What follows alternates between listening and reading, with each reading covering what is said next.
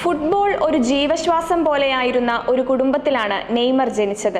അദ്ദേഹത്തിന്റെ പിതാവ് മുൻ ഫുട്ബോളറായ നെയ്മർ ഡാ സിൽവ സീനിയർ മകനിലെ പ്രതിഭയെ ചെറുപ്പത്തിലെ തിരിച്ചറിഞ്ഞു.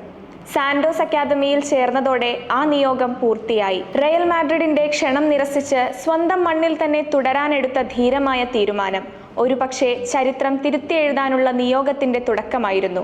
അവിടെ നിന്ന് യൂറോപ്പിലേക്കും പിന്നെ ഫുട്ബോൾ ലോകത്തെ റെക്കോർഡ് ബുക്കുകളിലേക്കും നെയ്മർ നടന്നുകയറി.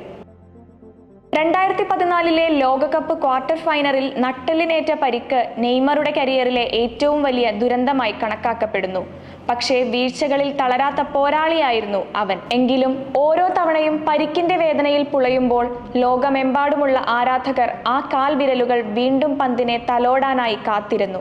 2016 ഒളിമ്പിക്സ് ഫൈനലിൽ ബ്രസീലിനെ സുവർണ മെഡലിലേക്ക് നയിച്ച ആ പെനാൽറ്റി ഗോൾ ആ വേദനകൾക്കുള്ള മധുര പ്രതികാരമായിരുന്നു. ഇപ്പോൾ വീണ്ടും പരിക്കിന്റെ പിടിയിലായി തന്റെ പഴയ ക്ലബ്ബായ സാന്റോസിലേക്ക് മടങ്ങിയെത്തിയ നെയ്മർ മറ്റൊരു തിരിച്ചുവരവിനായി കഠിനാധ്വാനം ചെയ്യുകയാണ്.